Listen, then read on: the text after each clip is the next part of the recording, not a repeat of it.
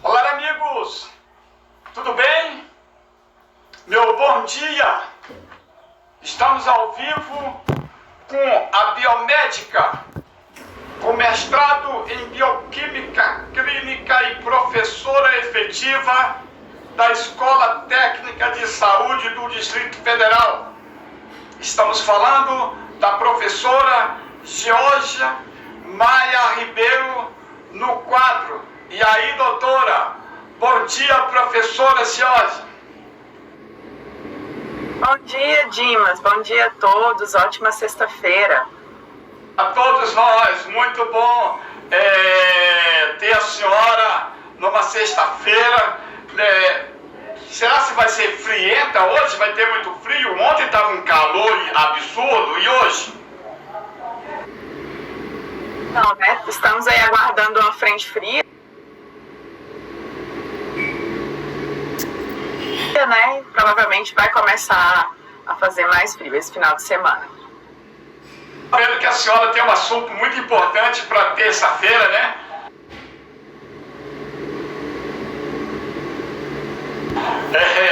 Vamos sair da Covid-19 e vamos entrar para a dengue. A gente vai falar um pouco mais sobre dengue, né? Já comentamos alguns dias atrás e vamos aprofundar mais aí sobre a dengue. Professora Georgia, os insetos que entram em casa podem funcionar como vetores para a Covid-19? Então, a gente tem que entender, né, que quando falamos da Covid-19, o ciclo do vírus, ele não é um ciclo com mais de um hospedeiro, como é o caso, por exemplo, da dengue, né? Na dengue, nós temos o Aedes aegypti, que é o mosquito, ele é um vetor intermediário, né? Então, é um ciclo heteroxênico, onde eu tenho aí essa presença desse mosquito como vetor intermediário, né? Como hospedeiro intermediário, funcionando como vetor, porque é ele que transmite. No caso da Covid-19, não. Os insetos, eles não podem funcionar como vetores biológicos, que nós chamamos, né? Que é justamente transportar no seu organismo o vírus.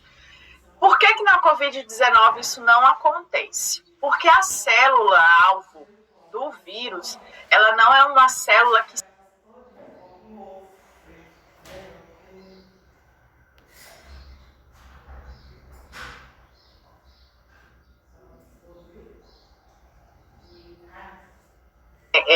circulantes, tá?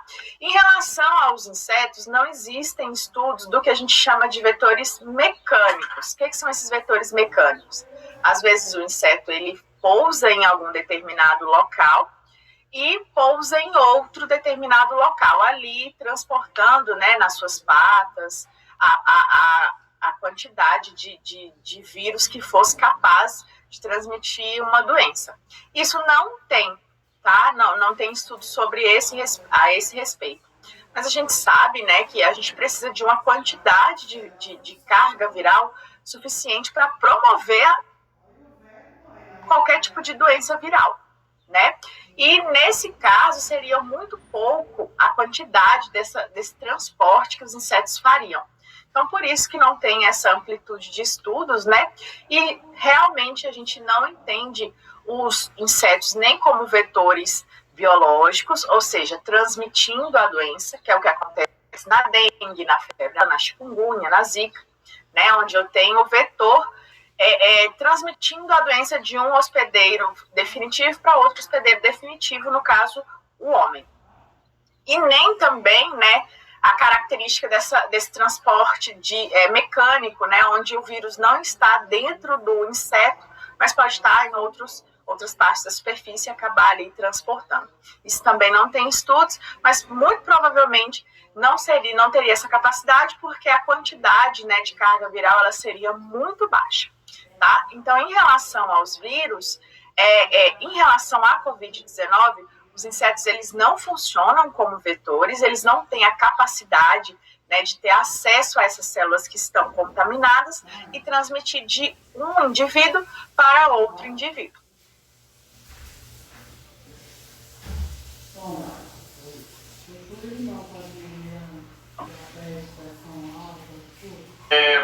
Estamos no bate-papo com a professora Georgia Ivelônia sobre, no quadro, e aí, doutora? Não?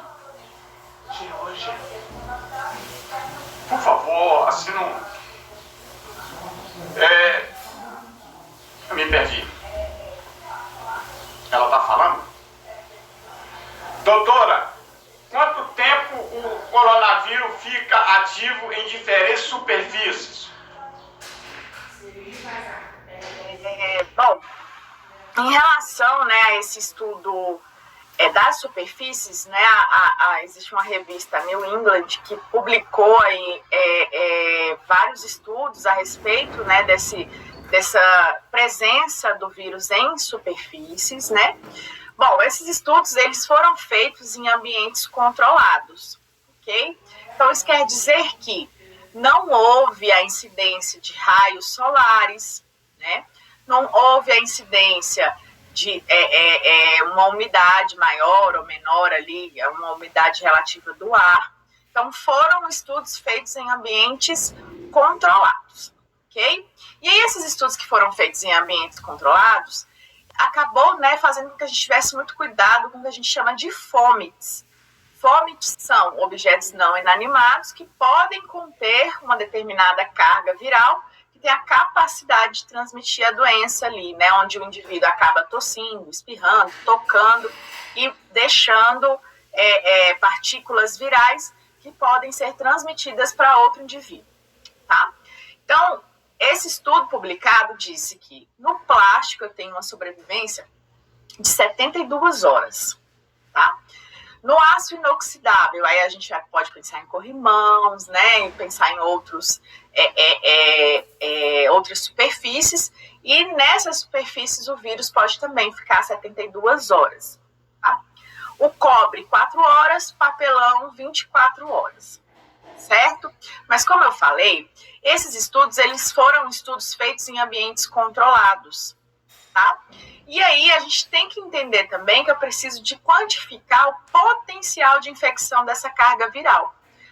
Por exemplo, o paciente que tosse em um ambiente ali, em uma superfície, ou acaba passando a mão, ele vai deixar, né, se ele estiver doente, partículas virais.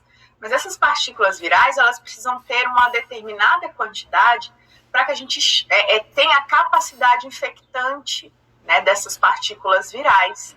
Então, por exemplo, eu posso até detectar que ali existe o coronavírus, o SARS-CoV-2. Mas essa carga viral, ela é capaz de promover uma doença? Ou ela é apenas um inóculo, que a gente chama, né? Que é uma quantidade pequena que não tem capacidade de promover a Covid-19. Então, a gente tem que entender isso aí também. Em relação a ambientes, né, que são ambientes fechados, obviamente, quanto mais fechado o ambiente, maior a chance de eu manter essa partícula viral ali resistindo, né? Porque a gente tem que entender que os vírus são estruturas com ligações químicas, né? São estruturas orgânicas, lipídios, proteínas, e aí elas se desnaturam, né?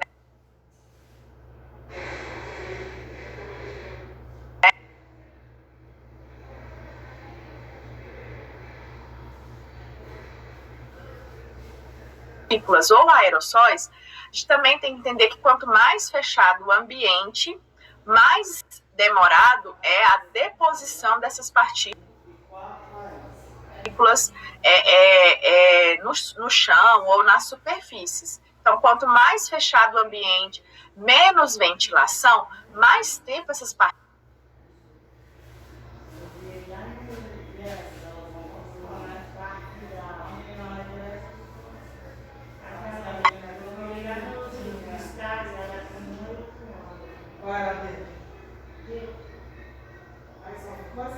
eu tenho ali a dispersão das partículas mais rápido e a deposição dessa partícula no solo também mais rápida. Em ambientes fechados como hospitais, né, aí muito cuidado. Em hospitais a gente tem até, né, diversos protocolos de controle de qualidade que mantém ali uma diferença de pressão no ar, que faz com que eu tenha uma menor chance, né, desses aerossóis permanecerem no ar. Mas em ambientes fechados, aí a gente tem que tomar muito cuidado, né, bares, academias, por isso que é tão difícil manter esses comércios abertos. Então, quanto mais fechado o ambiente, mais tempo esses aerossóis, essas partículas de gotículas ficam.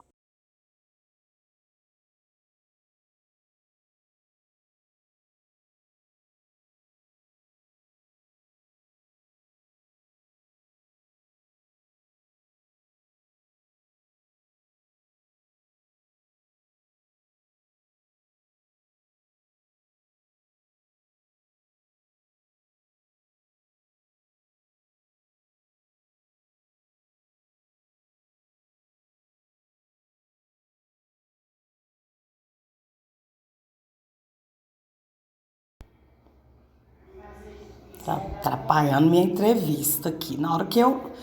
Se é a hora dele ligar. Porque ele não ligou 7.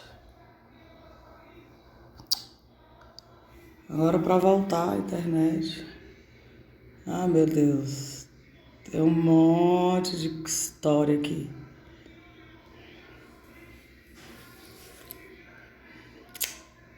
Ah, nem.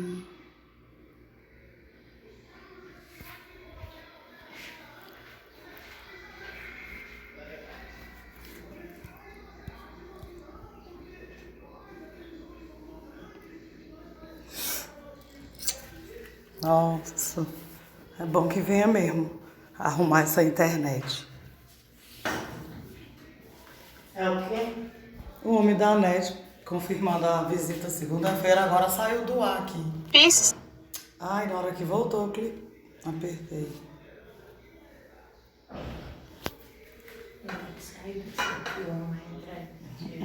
Vai tirar. De eu não ter essas partículas no ar ali e acabar me contaminando com essas partículas que estão dispersas ou no ar ou até mesmo nas Puxa não vai até lá não. Ele vai puxar um outro e descer. superfícies. Igual o Paulo falou. Estamos no bate-papo com a bióloga, A única coisa que biomédica, com mestrado em bioquímica clínica e professora efetiva da Escola Técnica de Saúde do Distrito Federal, a professora Georgia Maia Ribeiro no quadro. E aí, doutora, professora Georgia,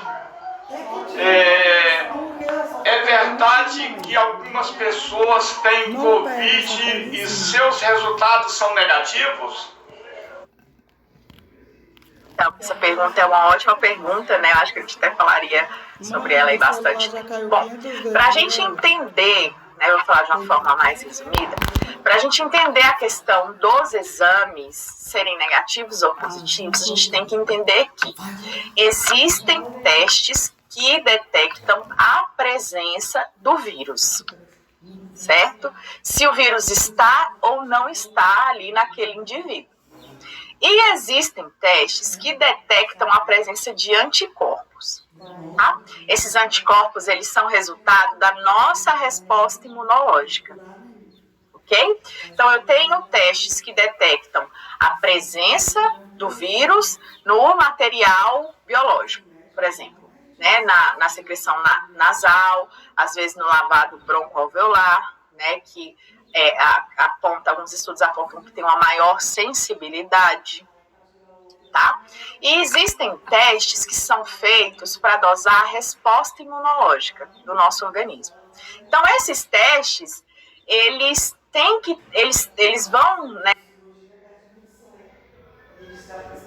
positivar em tempos diferentes. Por exemplo, o teste de PCR, que é o teste que a gente denomina de padrão ouro, né?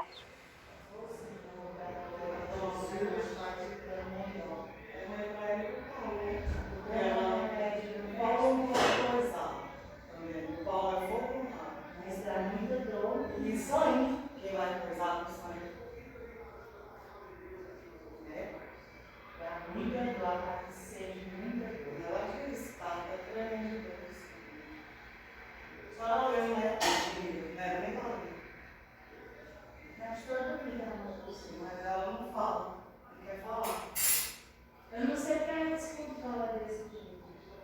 Acho que ela para de tomar os remédios. Ou então perde o efeito, mãe. Perde sim. Mas quando ela para, ela esquece. Quando ela esquece de ação. E ficar tomando remédio assim a vida toda. Então nós damos. Então, porque a hora da lei dela não sei. Mas eu dava até o governador. Mãe, rapaz, esperando essa nossa desde julho e não tem vaga. Sei quantas vezes esperando vaga. Nasal, mas ali não tem uma quantidade de vírus significativa, né? E o lavado broncoalveolar acaba sendo mais, tendo uma maior sensibilidade. Ele é um especialista. Não é o nome disso? Ele é endometriose.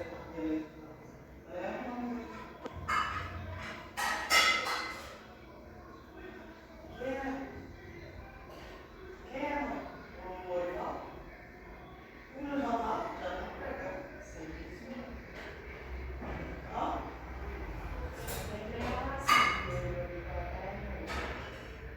Essa igreja aí, legal. Olha, ele pode falar isso aqui comigo. Testes sorológicos, esses sim. Esses eles têm uma característica de cuidado maior. Por quê? Porque para que eu tenha anticorpos, eu tenho que esperar a resposta do meu sistema imunológico. E aí? Ela pode demorar alguns dias, ela pode demorar algumas semanas, e em alguns casos já relatados, ela pode nem acontecer. Então, o teste, que é o teste sorológico, que esse a gente faz no sangue, ele demanda muito mais cuidado, porque eu preciso de muitos fatores, são muitas variáveis que podem fazer com que esse teste dê, sim, falso negativo. Tá bom? Então, quando a gente fala do teste de sangue, o teste de sorologia, ele é um teste que dosa anticorpos. Os anticorpos, eles são respostas do nosso sistema imunológico, certo? E essa resposta depende do indivíduo, se ela vai demorar 7 dias, 10 dias, 15 dias. A gente já tem relatos, né, de pacientes que dão PCR positivo, ou seja, são pacientes que são portadores do SARS-CoV-2, ou seja, eles... Não, nós estamos sujas. Mas, ó, conversa. Fala pra sua mãe que eu arrumar uns remédios. E daí foi tudo as amoxicilinas. O que vocês me falaram? Daí foi tudo as amoxicilinas com flavononato, que eu arrumo tudo. Ó, os remédios vão chegar agora, mas logo a receita. Que é a da senhora que tá passando. Você passa de tirar o cheque e levar. Pra ela pegar metformina, certo? Esses anticorpos, eles ainda podem pegar a doença uma segunda vez, porque eu não tenho memória imunológica. Os anticorpos...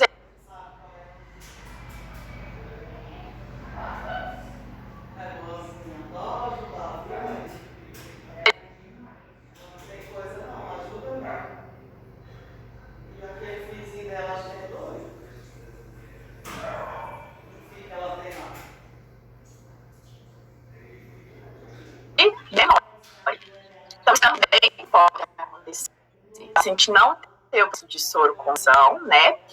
E não ter a presença de anticorpos.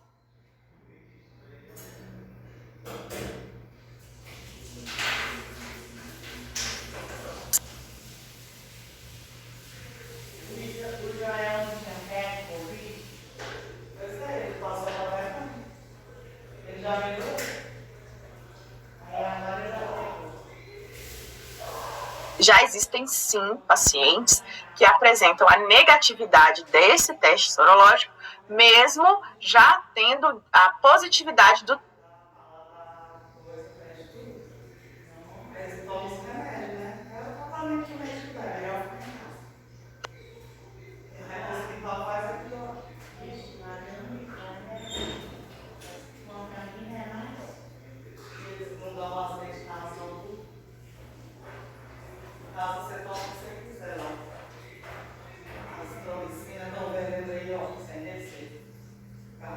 vender. Não nem aí nas farmácias.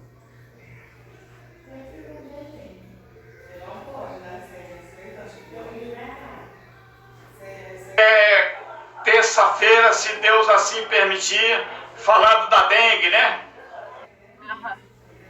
Isso mesmo. Gente, bom dia, bom final de semana a todos. Terça-feira a gente volta. Até logo.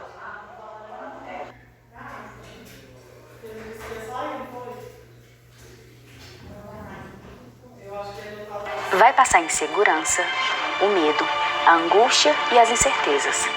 A saudade de estar junto com os amigos, de dar aquele abraço apertado, ou então só jogar conversa fora. o atendimento dele é VIP, qualquer pessoa. Do lado das mulheres mais lindas do Brasil, Isa ícone. Amor, arrasa demais nesse show, brilha muito. Obrigado aí, família Multishow, gente, tô super ansiosa, não aguento mais esperar, tô louca pra subir no palco, espero muito que vocês gostem.